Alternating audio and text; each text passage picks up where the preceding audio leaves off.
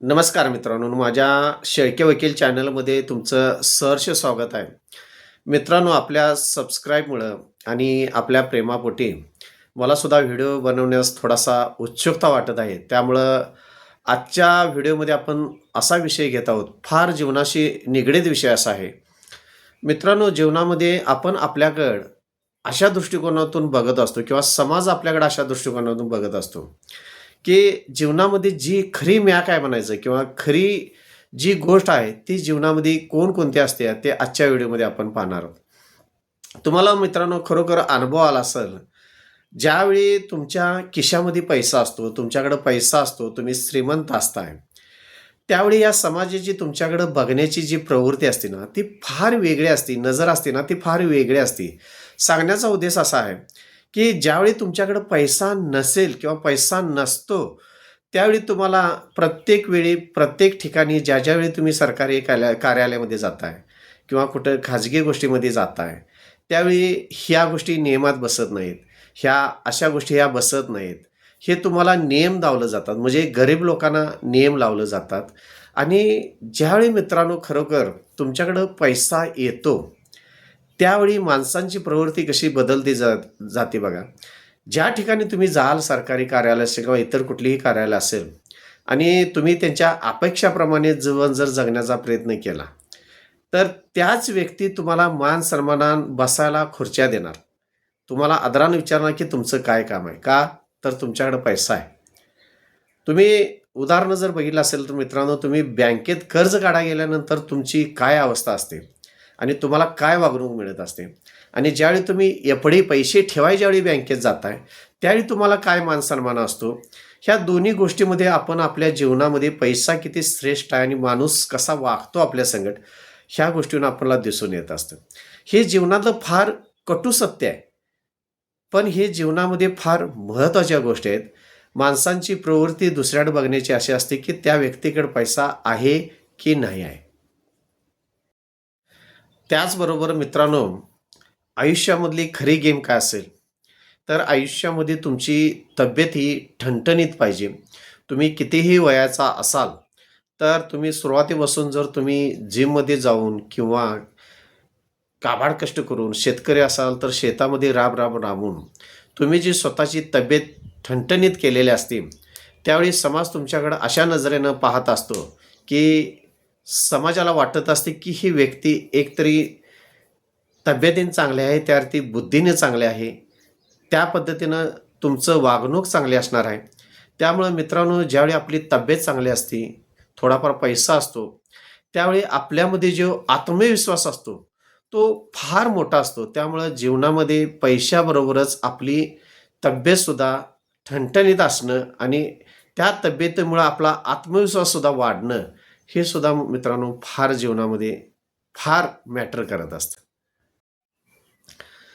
जीवनामध्ये काही गोष्टी ह्या फार महत्त्वाच्या असतात.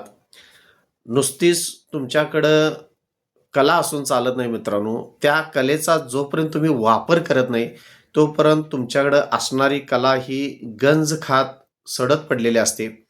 त्यामुळं मित्रांनो, जीवनामध्ये ज्या काही तुमच्याकडे कला निसर्गरूपानं ह्या प्रारब्धानं तुम्हाला ज्या काही तुमच्याकडे कला दिल्यात, त्याचा मित्रांनो पुरेपूर आणि योग्य जर वापर केला असा, तरच तुमच्या त्या कलागुणांना वाव मिळणार आहे. अन्यथा छान चांगली कला असून सुद्धा तुमचा कलागुणांचा काहीही उपयोग होणार नाही. जसं कस्तुरी मृग असतो, त्याच्या बेंबीमध्ये एक छानसा वास असतो, परंतु कस्तुरमृग तो जगाच्या भोवत्याने फिरत असतो. त्याला ते समजून येत नाही, की कुठून वास येतो. त्यामुळं प्रत्येकाकडे एक सुंदर असा जीवन जगण्याचा एक वास आहे. त्याचा गंध जोपर्यंत तुम्हाला कुठून येतं हो कळत नाही, तोपर्यंत जीवनामध्ये तुम्ही अयशस्वी होणार आहे. त्यामुळं मित्रांनो, तुमच्याकडे एखादा कलागुण कोणता आहे, जोपर्यंत तुम्ही ओळखत नाही, तोपर्यंत तुम्ही ह्या समाजामध्ये चकचक चमकणार नाही. त्यामुळे तुमच्यामधला असणारा सुंदर कलागुण हे तुम्ही ओळखणं गरजेचं आहे. ज्या पद्धतीनं मित्रांनो एखादी डिग्री तुमची असेल, मग तुम्ही इंजिनिअर असाल किंवा वकील असाल किंवा डॉक्टर असाल, नुसती तुमच्याकडे डिग्री असून ती तुम्ही फ्रेम करून जर घरामध्ये लावलेली असेल, तर त्याचा काही उपयोग होणार आहे का? तुम्ही इंजिनिअर असेल तर छानपैकी तुमच्याकडं इंजिनिअरिंगचं प्लॅन बनवण्याचं, बिल्डिंग कंट्रॅक्शन घेण्याचे अशा पद्धतीनं अनेक कला पाहिजेत. वकील असाल तर तुमची प्रॅक्टिस चांगल्या पद्धतीनं सर्व्हिस कलागुणांना वाव देऊन तुम्ही समाजसेवा करण्याचं त्याचबरोबर जीवनचरित्र चालवण्याचा प्रयत्न केला पाहिजे. डॉक्टर असेल तर चांगली यशस्वी ऑपरेशन करून समाजसेवा करण्याचं त्याचबरोबर स्वतःचा सुद्धा 4 पैसे मिळवण्याचा व्यवसाय जर तुम्ही प्रामाणिकपणे जर केला असा तर मित्रांनो ह्या गोष्टीमुळं जीवनामध्ये अनेक गोष्टींमध्ये अनेक ठिकाणी बदल होत असतो. त्यामुळं नुसतंच तुमच्याकडे डिग्री असून उपयोग नाही, तर तुमच्याकडं फार महत्त्वाची गोष्ट म्हणजे त्याचा वापर झाला पाहिजे आणि तो कलागुण तुम्ही जीवनामध्ये शिकणं फार गरजेचं आहे मित्रांनो. मित्रांनो, जीवनामध्ये नुसते कलागुण आहेत, व्यवसाय चाललाय, हा विषय येत नाही, तर इथं फार महत्त्वाची गोष्ट आहे. तुम्ही जीवनामध्ये तुमच्या इच्छेनं कदाचित इंजिनिअर झाला नसाल, डॉक्टर झाला नसाल, वकील झाला नसाल, पण तुमच्या नशिबानं झालेलं असेल किंवा तुमच्या वडिलांची इच्छा असेल किंवा घरातली कोणाची तरी इच्छा असेल आणि तुम्हाला वकील व्हायचं पण तुम्ही डॉक्टर झालात, डॉक्टर व्हायचं पण वकील झालात. मग तुम्हाला डॉक्टरकी करता येईल का? तर नाही मित्रांनो, फार महत्त्वाचं जीवनामध्ये ही गोष्ट तुम्ही शिकला पाहिजे.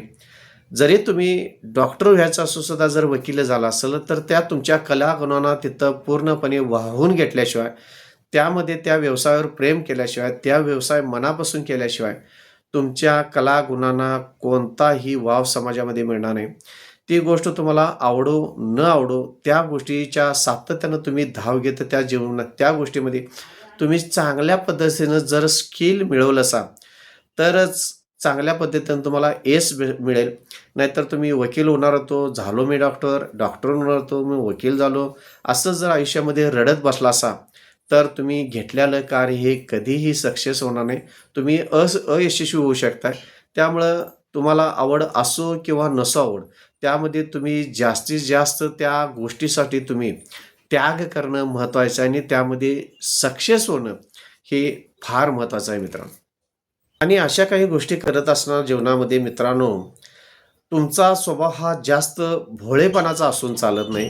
जीवनामध्ये प्रत्येक गोष्टीला जर तुम्ही हो, हो करत बसला असाल, जीवनामध्ये सगळ्याच गोष्टी तुम्ही अनसिरियस जर घेतल्या असाल, तर तुमचा वापर हा समाज मोफत करत असतो. तुमचा पर्याय म्हणून वापर करत असतो. त्यामुळं जीवनामध्ये फार तुम्ही विचार करून कुठलीही गोष्ट करणं गरजेचं आहे. त्यामुळं आयुष्यामध्ये फार ही भोळेपणानं तुम्ही वागण्याचा कधीही प्रयत्न करू नका मित्रांनो. आणि अशा काही गोष्टीसाठी जीवनामध्ये तुम्ही स्वतः मजबूत होणं फार गरजेचं आहे. मजबुतीबरोबर तुमचा आत्मविश्वास असणं फार गरजेचं आहे. आणि ज्यावेळी तुम्ही मजबूत असताय, आत्मविश्वास असताय, थोडाफार पैसा असतोय, सामाजिक जबाबदाऱ्या पाळणारी व्यक्ती जर असेल, तर मित्रांनो आई-वडिलांना सुद्धा एक जबाबदार, मजबूत, चांगली व्यक्ती म्हणून मुलगा हवा असतो. तुमच्या बहिणीला सुद्धा माझा भाऊ करिअरवाला आहे, चांगला आहे, व्यक्तिचारित्र्य चांगला आहे, मान-सन्मानवाला व्यक्ती आहे, असा बहिणीला सुद्धा भाऊ पाहिजे असतो. तुमच्या भावाला सुद्धा भावाचं नाव करणारा, भावाचं गुणगान करणारा असं भाऊ पाहिजे असतो. त्यामुळं जीवनामध्ये जितकं तुम्हाला चांगलं तुमचं मजबूत करिअर असेल, मजबूत जगणं असेल, मजबूत विचार असतील आणि जीवनामध्ये सातत्यानं तुम्ही धाडसी निर्णय जर घेत असेल, तर असा माणूस समाजप्रिय होत असतो. जर माझ्या चॅनलवर तुम्ही मित्रांनो नवीन असाल, तर सबस्क्राईब करा, लाईक करा, शेअर करा आणि जर व्हिडिओमध्ये एखादी गोष्ट जर तुम्हाला सांगायची असेल, तर कमेंटमध्ये सांगा. माझं नाव आहे युवराज आनंदा शेळके. मी कोल्हापूर जिल्हा इथं वकिलीची प्रॅक्टिस करत आहे. माझा फोन नंबर आहे 940 323 1100. काही तुम्हाला अडीअडचणी असतील कायदेशीर दृष्टिकोनातून, तर तुम्ही मला 5 ते संध्याकाळी 8 ह्या वेळेमध्ये फोन करू शकता. चॅनलला माझ्या पुन्हा एकदा विनंती करतो, सबस्क्राईब करा, लाईक करा, शेअर करा. सदरचं चॅनल आहे ते फक्त मोटिवेशन आणि सामाजिक कार्यासाठी हे चॅनल मी चालू केलेलं आहे. माझं दुसरं चॅनल आहे शेळके वकील म्हणून चॅनल आहे. त्यावर तुम्हाला संपूर्ण कोर्टासंदर्भात संपूर्ण माहिती मिळेल मित्रांनो. धन्यवाद.